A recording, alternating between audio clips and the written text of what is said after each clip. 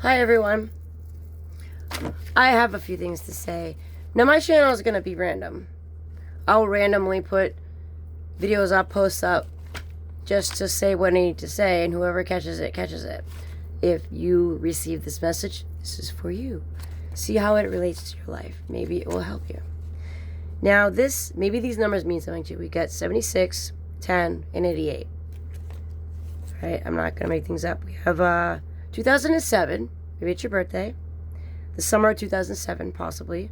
6, 7, 5, 6, 7. Okay? Those numbers mean anything to you. Keep an eye out for them. Okay? Transitional process from sensational to perception. Now, I've had 9 years of college. People who know me or not. Yes, I have 1 degree, but I continue to learn. And everyone should continue to learn. Seek knowledge, always, always. Describe all the images in your life, okay? The visual space located in the eyes and the brain and the hemispheres. Now, this is going to be strange. Electronical signals reach the brain and are changed into sensation. Then the brain quickly changes sensation, which you are not aware of, and into perception. Now, if you put this into context and how you think, everyone sees things differently. Everyone has different connections in their brain, and not one is the same. Okay? It's like fingerprints. We're all different. So these people that try to categorize things into boxes is just blasphemous to me. What do you do when you meet somebody that doesn't fit into the box? Do you throw them away because you don't understand? Or maybe that's just the gem that you're supposed to cherish. You know what I'm saying? Think about it. Because there's some 3D thinkers that think this way. And I can understand it because of my studying in college and the way that the brain works and everything else.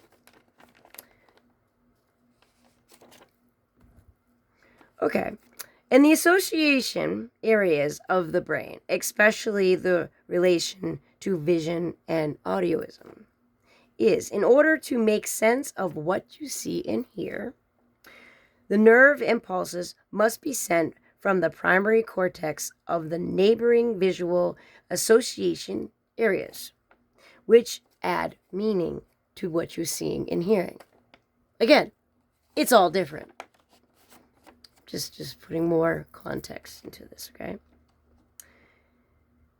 And the association areas receive sensation of texture as well. The line, the movement, the orientation, the color, and the semblance of them into a meaningful image. People will look at a picture. One person will see one thing, and one person will see another. That's why art is so wonderful. So all you artists out there, props to you. Okay, so this asks the question, knowing that everyone is different, and I gave you an example perfectly that's in a textbook. I actually wrote that, but hey. The moral would be to keep your mind on what you want. I don't know. To get what you want through hardship, especially. And foresight is a gift. If you have it, treasure it, use it, and don't let other people tell you otherwise. Always follow your heart, always. In the story, the things that are carried, the physical objects take an extra significance in the part of each soldier's hit. And in my life, I do keep items, I'm sure you do too, that mean something. They have a special meaning. They bring up a memory in your brain. And you carry on to them. You carry them. I'll keep movies movie titles and subs from a good movie, or teeth from my daughter, for example, or a piece of hair, if you're a mother. I mean, it means something that you made that. It's beautiful. When it comes to carrying on to things, and usually the only way and what is needed, you're not going to carry something you don't need, for example, right? For all you hoarders out there, maybe you're seeking something. Maybe you're carrying on to things and just hoarding things. I don't know what that is, but everyone's different, as I said. If, for example, any keys, a phone, pepper spray, matches, or a lighter, a wallet, a coin. Nick is to tell by looking at the essentials. And you compare it to life. The soldier is... Oh, it's smudged here. The soldier is difficult. And we are very different in the fact that we are living in a life that is different from any other. I see and I hold what is important to me. Keep what's important in front of you all times. Don't be distracted. Okay? However, understand all the importance of remembering when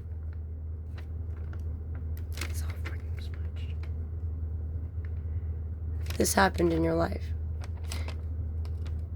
People that have memory loss may hold on to things so they can remember. You know, it helps you to remember. Even little trinkets, a button, a shirt, whatever. Especially through a stressful experience and life-threatening an environment. Meaning, not life-threatening, but happiness. Those of you who have dealt with narcissists, you know what I'm talking about. And it is important to hold on to that stone, that letter, to be reminded of a better time. Sometimes that better time is what's holding you back. You decide. Is that thing worth holding on to? And I would definitely carry more with me in a situation that is happy rather than things that are sad. So why, in this context, using objects? Why would you hold on to things, not only that you don't need, that don't help you, right? They have no use at all. But don't make you happy. Don't stay in a situation that does not make you happy for the sake of somebody else. You know what I'm saying? It is your life. This next passage I wrote has a lot to do with my last post. Now, when people are used to doing something, they keep doing it. And it's a ritual. It's a routine. And especially a community. It's all they've ever known. Like, say, for example, townspeople. It's all they ever known, and that's what they do. And it's a ritual. And dating back before the oldest townspeople were born. Also, if the entire town does it, then you do it too, right? You want to fit in. You want to be one of the group. And that is a common thing.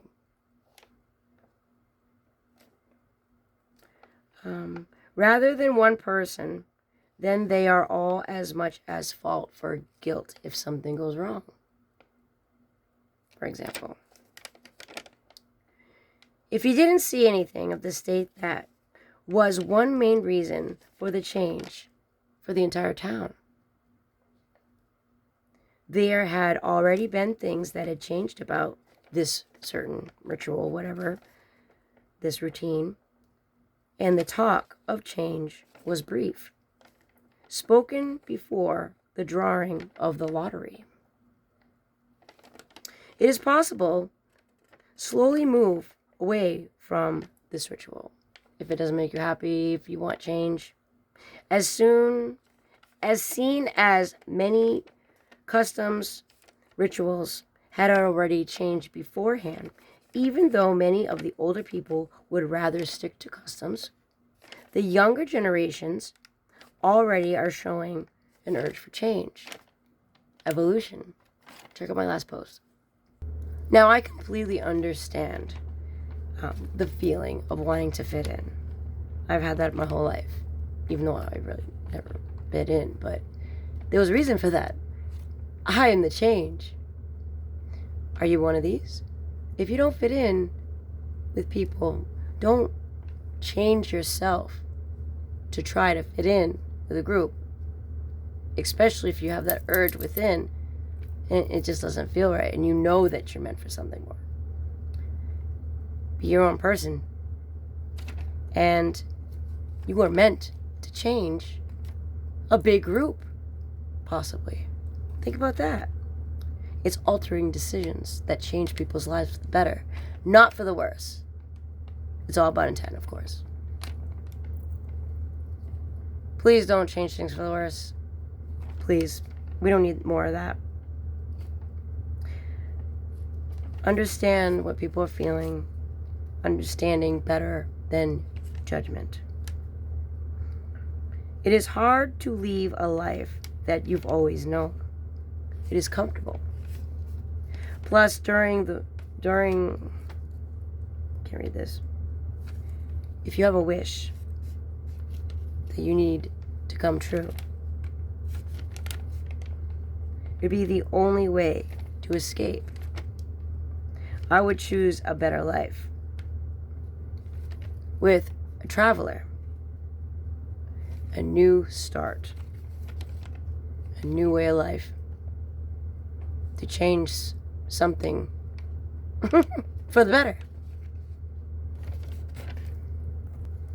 In one of the books I read, the main character changes because of the death of a loved one. And while he was dreaming about a false love, instead of looking out for his family, his friends, people around him, he was self-absorbed with that. This crisis caused him really to come up with his senses and start focusing on what needed to be done. He became more strict and no longer thought about his false love. He had a love, I guess. An overseas theme of a story that gave readers an idea about how hard it was for these men, women,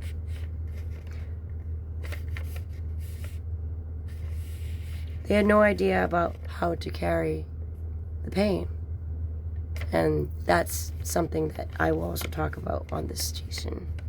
And not just the physical. It is emotional and mental as well. Because we are not just physical beings here.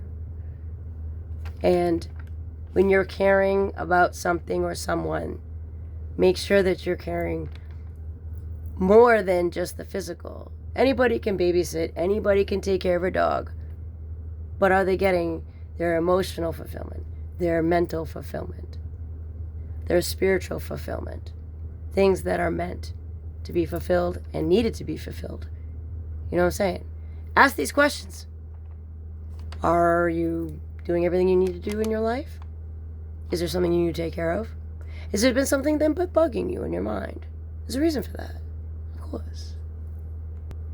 And then be aware of the signs also, because when the information comes, it is time to do what it says, okay? And you can go back to an old timeline, of course, if it needs to be resolved or something, but always move forward, whatever it is. Don't allow yourself to be stuck. And sometimes you need to focus on the details.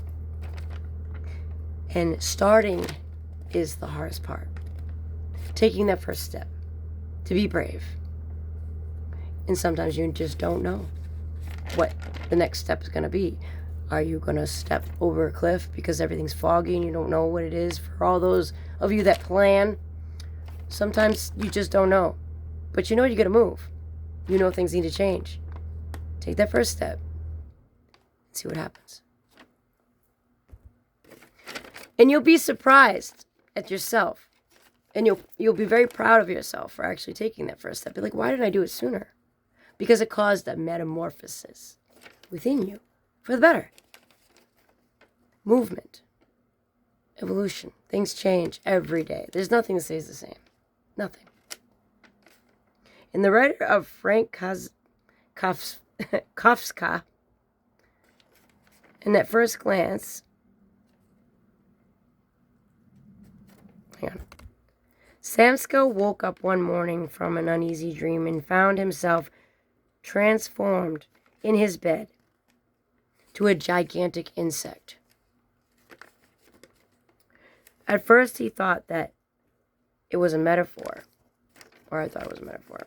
Sorry, can't read my writing.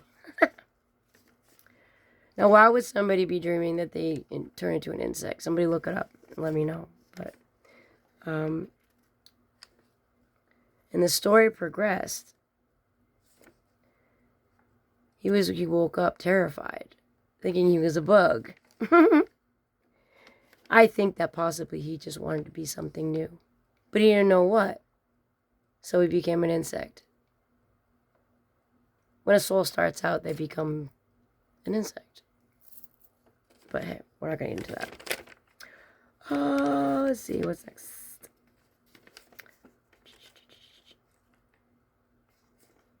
We all have bad days, and days where a dream is near impossible to achieve. To drag oneself out of bed can be difficult. To be through so much stress and put through a certain position where he or she was to be the breadwinner of a family, paying off debts. Oh God, he thought, what an exhausting job that I have taken on. Traveling about the day in and day out. It's me at work than actually business in an office or atop of a tower. There's a trouble of constant bravery of anything about train connection in the bed. Irregular meals, casual acquaintances, are always new and never become intimate friends. The devil. In the fact that it really turns. Why does he turn into a bug, you say? He gets fired from a job. The family can't stand the sight of him. And he's forced to live in a dark room, secluded from everyone else and everything else. This goes for 2 or more years. He slowly withers away,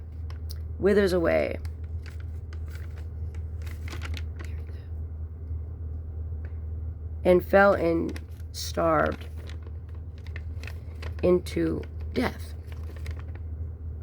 I'm not sure what it means. What does it mean to you?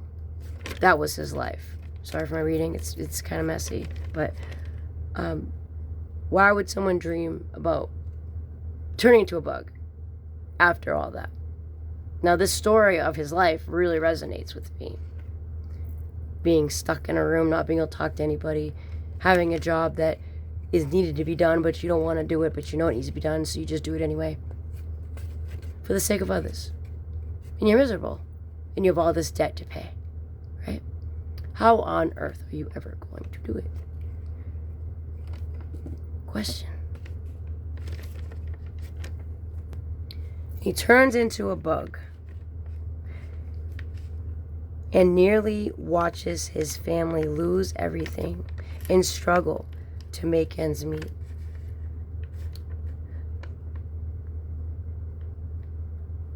The treat himself as thoughtless as an animal. So he wasn't even thinking of himself anyway. Yes, he was focusing on his family and looking at his family wither away, and he didn't know what to do. But instead of, I say speaking up would be something. Communication is key here.